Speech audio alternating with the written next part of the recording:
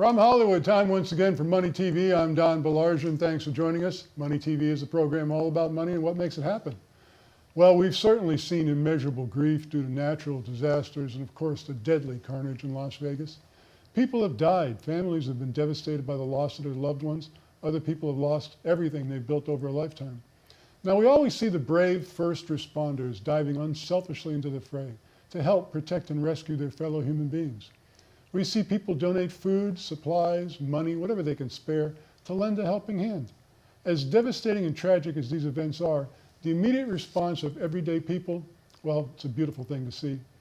But there is the other side of the coin. Fake websites popping up soliciting cash donations that find their way only into the hands of criminals. Robocallers preying upon good-hearted people who think they're donating to relief efforts, but they're actually lining the pockets of some despicable scum. Then there is the media.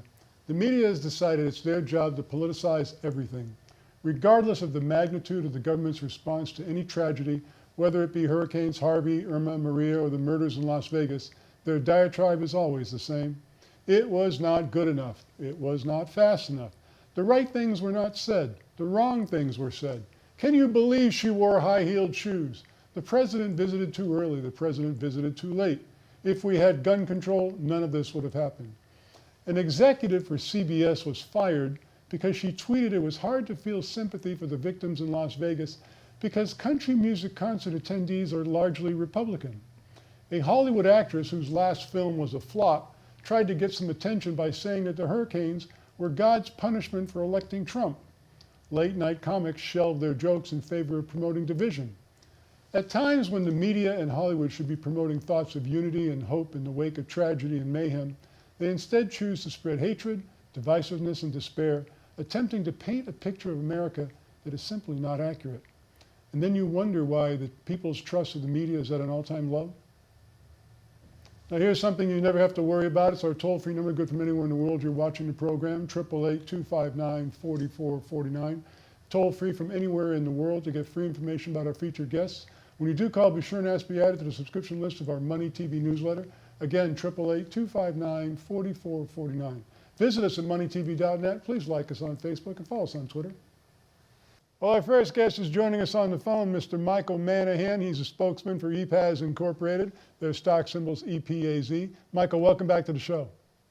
Well, thanks, Don. It's always a pleasure to be on Money TV. Well, we're very happy to be reinitiating coverage of the company now. I guess we have big news to talk about this week. We had spoken previously about the Zenna Pay app that was going to revolutionize the cannabis purchasing industry. The app is now live. Tell us about that.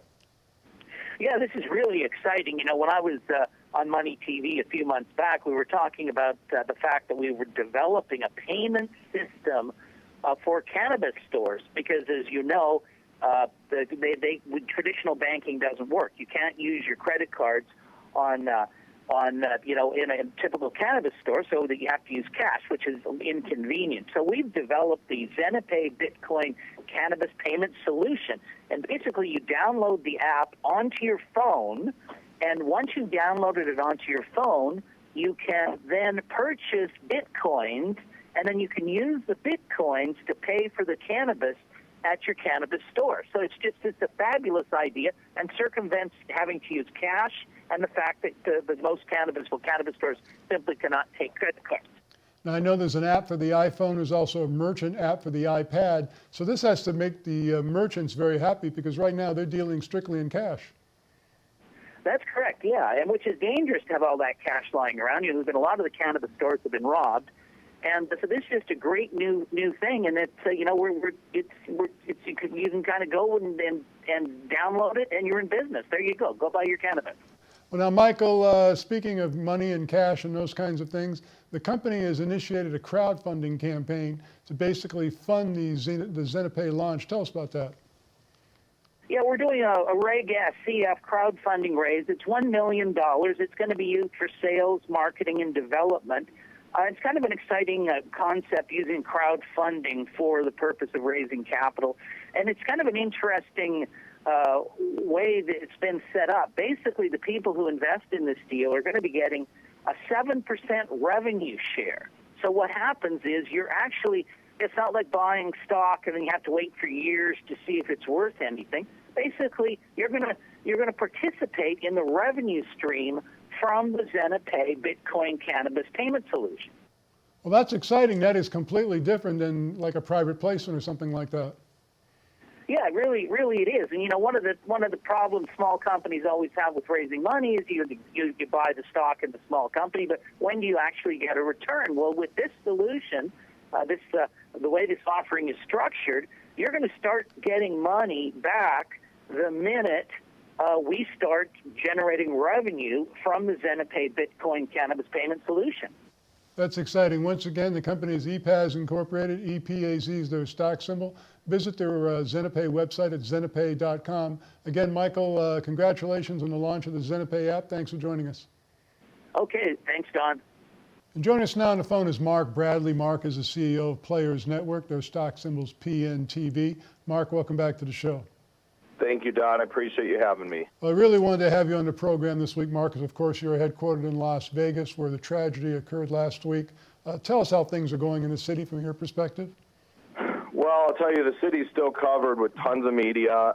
The big area where they had the fairgrounds, the crime scene is still, shut down with, investigators all over. And it's been pretty tragic. I think everybody in the city, if they don't know anybody directly, they know somebody who knows somebody who's been affected. Over 500 people got injured and 59 people died, and all those people have families, so it has affected thousands of people in addition to the country. It's pretty sad.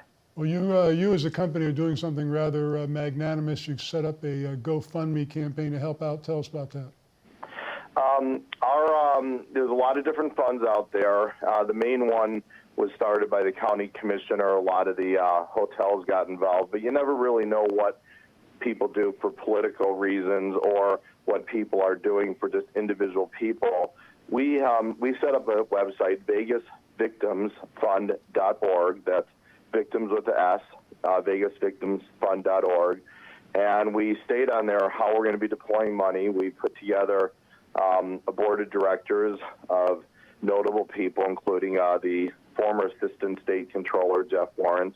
And we're going to make sure that money that we raise gets deployed quickly. And anyone out there that's, that doesn't know who to trust on this, we're a good resource for them. Even if they, we'll take $5, we'll take $500, we'll take whatever people can afford and make sure that it gets to help people, quickly. Well, I want to commend you for that effort, Mark. It really is a wonderful thing you're doing. Tell us what's going on with the company. Well, the company, got put a little bit on ice for a week because of this, but our main business has always been media, and the marijuana part of it came separately. So finally, after 3 years developing technology, we did an official launch of WeedTV.com last week. We shot 340 individual television episodes over the course of a week with a crew of about 55 people. And we just have some great content. We're putting out content that traditionally has never been seen in the marijuana space. High end, we have a lot of celebrities around us that are advocates and that are going to be promoting and marketing this. And we believe that, Weed TV really is the future of the company. Certainly we own cultivation, we own production, and those businesses are doing very well. Nevada broke all records, did $27 million of revenue in July, in the first month of being recreational. So we expect it to keep growing. It's pretty exciting right now. Well, once again, the company is Players Network. Their stock symbol's PNTV. And of course, their GoFundMe campaign, VegasVictimsFund.org. If you'd like to donate to that, that's the website to go to. Mark, once again, congratulations on your success. I commend you again for the efforts to help the Vegas victims. Thanks so much for joining us. You're very welcome. Thank you, Don. Take care. I've had this problem. Big problem. I really needed a good investment forum. And I kept searching. and searching. There are so many choices. It's really hard to find one that has all the things on my list. But I finally did it. Yes. Thank you. If you were looking for one as well, Look no further. Here's a really good one. Just use mine. Use mine. I'm very satisfied. Definitely recommend. Problem, Gone. Thank you. Have you heard the news? There's only one flat-fee news distribution network on the market. It's called Access Wire, and it's exclusively from Issuer Direct. Any day, anytime, the Access Wire News Network can deliver your press release to more than 1,500 media outlets in 98 countries. Access Wire also delivers real-time engagement analytics. You will learn who read and shared your press release and more. Best news of all, getting started is easy. Visit accesswire.com and extend your company's news reach today. Hi, we're back. Thanks for staying with us. I'm pleased to have in studio with us Mr. Travis Cloyd. He's the CEO of a company called Mega World Media. Travis, always great to see you. Always great to be here, Don. Thank you again. Now, I always refer to you as the digital media guru. I mean, you are probably the smartest guy I know when it comes to web design, digital advertising, digital media. Tell us again what the company does overall. Yeah, well, great. That's very kind coming from you. So yeah, we're a digital marketing agency. So we come to the table and help companies on a whole variety of different things, from developing applications to developing websites to SEO to pay-per-click to running ad campaigns to a number of things to create the awareness for the company or the brand or the entrepreneur that we're doing the business with. Now, you and I have known each other for several years, and I remember when we first met, you were primarily involved in the design of web pages. But back then, you had predicted to me, I think on this show, that the next wave of digital media was going to be in the mobile phone department. And boy, were you ever right. Yeah, I mean, it's been a long time. I've been on the show for a number of years. I can't believe time is flying by. It's always good to do the show. And yeah, there's always something new in the world of the digital marketing arena. And so for us, it's always learning new things and adapting to new things. And when you find something that's going to actually benefit your client and you feel like you can get your hands around it, help educate them, help drive revenues for them, then we jump on it faster than anybody else we know. We learn what we're doing, and then we just take it to the next level for ourselves and for our clients. Well, what we've seen in today's world is you can't go anywhere without seeing, go to a restaurant, half the people in the restaurant are looking at their phones. You go to a bus station or a subway station, 90% of the people looking at their phones. I mean, everybody's looking at their phones, surfing the internet, texting, messaging. You have ways to capture those audiences for your clients. Tell us about that. Yeah, I mean, everybody is on the go these days. Your mobile device is with you in your pocket at all times. It's more convenient than going home and opening up your PC or trying to browse the web or search for certain things that you're looking to do. So for us, we've obviously had to tap into that, from SMS messaging to geo-targeted campaigns, alerts when you're in a certain location. If you're driving down the road and there's a certain business that's appealing to you, and you can set your notifications to alert you that you're in a certain proximity to that business to buy that product or to do whatever you're looking to do, then obviously we're there to help you garnish the attention through using your mobile device. Now, the habits that you create on your mobile device, you're able to capture those habits and market to the people that are looking at certain things to give them other choices, correct? Correct. So it depends on the application that we create and the certain alerts that you're tapping into and the push notifications that you're accepting on your mobile device. But today everything is tracked and monitored and analyzed, and you think you're safe to use a certain browser or a certain web page, but at the end of the day, people are keeping track of those things. And if you're a smart business entrepreneur and you want to know exactly what your customers are doing or how they're finding you, then you have to tap in to those analytics to be able to capture that data, track that data, analyze that data, and use it to your benefit. Well, I remember earlier in the year I was car shopping. So I'd be on the internet, I'd be looking at this kind of car, that kind of car. Then later on in the day, I'd go on my Facebook page, and there's ads for that car. It was amazing. How did they know I was looking at that particular car? Oh, they know. They're keeping track of everything there. So especially the car businesses, it's obviously something they've been doing for quite some time, just like a lot of other companies as well. Now, another sideline, or I call it a sideline, another aspect of the business that you've gotten into is marketing for publicly traded companies. And these small publicly traded companies are always looking for attention, trying to get to the next level. Tell us what you do for them. Yeah, we do a combination of investor relations and obviously online marketing for a lot of the public entities that we do business with. And for public entities, it's really all about awareness and trying to drive people to know a lot about what they're doing, their public entity, and obviously how they're generating revenues. For us, it's been something that we've done it's probably been about 10 years now. So we do a combination of investor relations and a combination of online marketing to help drive the awareness for those public entities. It's amazing when you say about 10 years. That means we both started this when we were about, what, 16, 17 years old, right? Yep, probably. But the small publicly traded companies, which we focus on this program, as I mentioned, always looking for attention, always looking to get people interested in them so they can ascend to the next level. When you're talking to a client, what is the wish list they're coming to you with? Well, everybody in the public space just is looking for awareness, and that's the whole reason why everybody likes to put out press releases, and obviously the reason why your show has been successful for as long as it's been. People are looking to try to, get those eyeballs and to, drive people to become familiar with their stock or their public entity. So for us, when we work with a client, we sit down with them, we figure out what they're doing currently, what kind of marketing campaigns they're currently running, what are those eyeballs that they're trying to generate to their stock. And then we figure out, we strategize internally, what are the best, creative ways that we can help them, get the results that they're looking for. Of course, we're here in Hollywood, and I couldn't talk to you without mentioning that your company has gone Hollywood.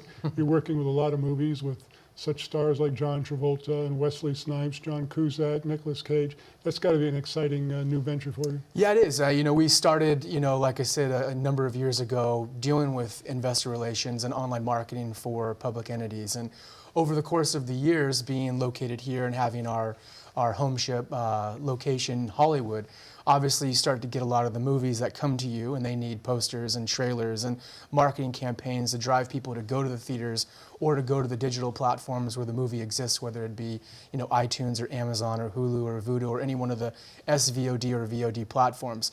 So for us, when we were doing a lot of business with the public entities, you don't really have certain deadlines. You're just trying to generate as much awareness as you possibly can get. For a movie, it's sometimes more appealing for us because you have a certain release date, and you have 3 to 4 to 5 months before that release date of when that movie's coming out. And then you have certain markets, certain locations for where the theaters are going to be, where that movie's going to display. Or you have, your digital platforms like iTunes where the movie exists. And it's all about driving as many people to download that movie as can be. So for us, it's actually a lot more fun to market films because there's actually a cap to it and there's a release date to it. And sometimes I wish, businesses that run these public entities treated their company more like how we run those marketing campaigns, where it's just full speed ahead, trying to generate as much traction and as much awareness for that movie as possible in a short amount of time. And sometimes when I go back and work with those public entities, it's like, hey, this is the way we should do it. I know there's no rush to create this kind of volume, but if you're gonna bring us on to help you, let's go full speed ahead and try to create the awareness that you deserve in this window and keep those deadlines there for them as well. Told you he's the smartest guy in this business. Travis Cloyd, CEO of Mega World Media. For more information, go to megaworldmedia.com. Travis, it's always a pleasure having you here. It's my pleasure, Don. Thank you again.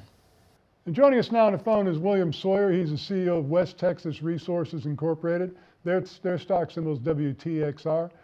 Bill, good to talk to you again. Nice talking to you, Don. Now, I guess you're in Texas. We've always referred to you as the quintessential Texas oil man, but your company's actually taking a look at some properties out here in California. Yes, we are. We're looking at properties in California and properties in Texas. Now, in California, you're primarily taking great note of the area known as Kern County, near where Bakersfield is. What's unique about Kern County from your perspective? Well, I think Kern County is a good place. It's environmental friendly to the oil business. It's a good place because of their multiple zones there.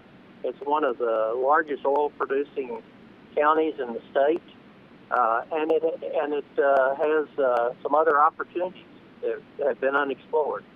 Well, now, one of the things that's unique about your business model is you take wells that have been either shut in or abandoned, and you make them productive again. Tell us how you do that.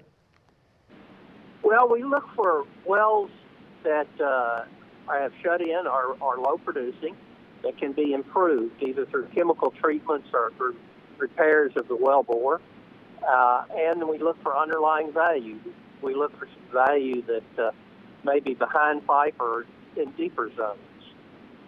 Generally, we have a couple of treatments we use chemical treatments that help improve production. Now, you mentioned when I brought up Kern County, California, that the area was what you referred to as being environmentally friendly to the oil business. Tell us what you mean by that. Well, much of California isn't environmentally friendly, but fortunately for California, it's by county. The environmental rules are by county, not by statewide, like they are in Texas. And if you get a county that realizes what the oil business is and what needs to be controlled and what doesn't need to be controlled, then you can deal with them pretty pretty easily. They help you out through the paperwork, and they help you out with the rules and regulations. Now, the properties that you're looking at in Kern County, California, which coincidentally, I didn't even know this till I did some research. Actually, Kern County, California is one of the largest producing oil counties in the entire country. But the properties that you're looking at, what attracted you to these properties specifically? Oh, first of all, they meet our criteria of being low-producing properties that have some potential, and they have drilling potential, and they have potential for workovers. So we think that that fits real well. The other is that there are no severance taxes in California. Most states, like Texas, have a severance tax, but California doesn't. Now, what specifically is a severance tax for those folks who don't know what that is? Well, that's a tax off the top. If you get $50 a barrel and they want to take 15%, they're going to take 15% off the top before anybody gets anything, including the royalty owners. Now, when you're looking at this particular piece of property or these properties in California, and you're going to make these wells productive again, I guess the first question that comes to mind is, why aren't the current owners doing what you could do? Is there a special technology that you're able to use? Or why don't the current owners do what you want to do? Well, that's a lack of money. Most current owners that we deal with don't have enough money to develop their own properties, and we go in and offer them the money to buy them out and develop the properties. Well, once again, the company is West Texas Resources Incorporated. WTXR is their stock symbol. Wish you the best of luck in California. Bill, thanks so much for joining us. Thank you, Don. Bye-bye. Take care. I've had this problem. Big problem. I really needed A good investment forum. And I kept searching. And searching. There are so many choices. It's really hard to find one that has all the things on my list. But I finally did it. Yes, yes, yes. Thank you. If you were looking for one as well, Look no further. Here's a really good one. Just use mine. Use mine. I'm very satisfied. Definitely recommend. Problem gone. thank you. Have you heard the news? There's only one flat-fee news distribution network on the market.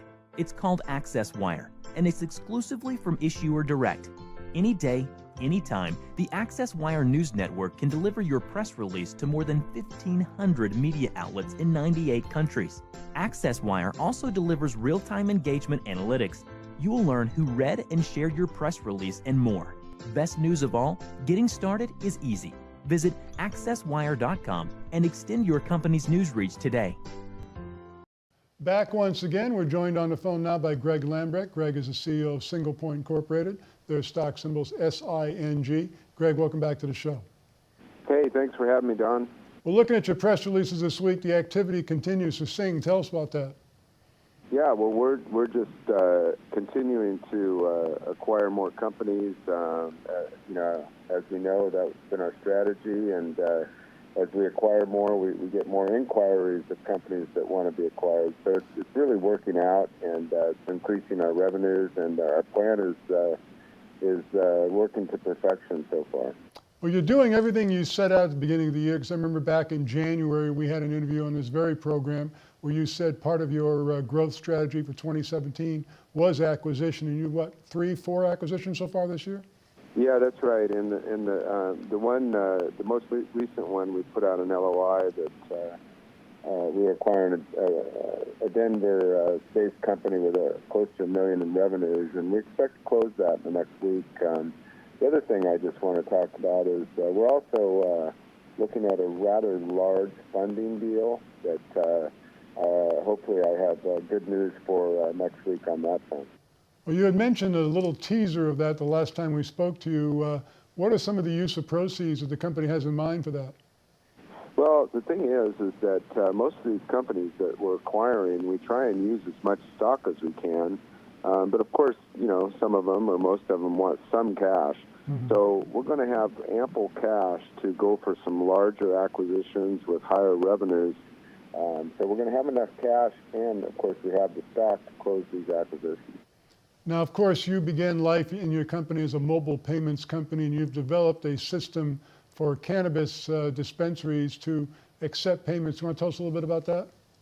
Yeah, so about 2 months ago, we hired what we think are some of the best cryptocurrency programmers in the world. These two gentlemen happen to be in Pakistan, so they've been working on a product that we feel we're going to be able to use Bitcoin and cryptocurrency to circumvent the problems at the dispensary. So, again, our launch date for that product is still November, and we think that we're on track for that. Well, that industry is obviously burgeoning. I think we have Election Day coming up in November, and several states have more cannabis legislation on the ballots. So this is just continuing to grow, isn't it? Oh, it is, and you know it's great to be a part of it for the last 3 years, and then see more states come on and see more businesses mature. We're currently looking at some dispensaries and other types of business that have been around now for 3 or 4 years and are actually in a position to sell with revenues. Now, Greg, are you concentrating in any one particular area of the country, or are you basically open to expanding throughout the nation? Well, you know, a lot of the companies that we are acquiring or funding, we purposely are not touching the plant because that allows us to go to all 50 states. And, you know, I think 29 states either have medical or recreational. So we like to find companies that don't need licenses in that county and in that state that can go nationwide, for example, you know, an app. You know, the convection machine that can be sold anywhere. So that's one of the reasons why we've been looking and searching for companies that can go in every 50 states.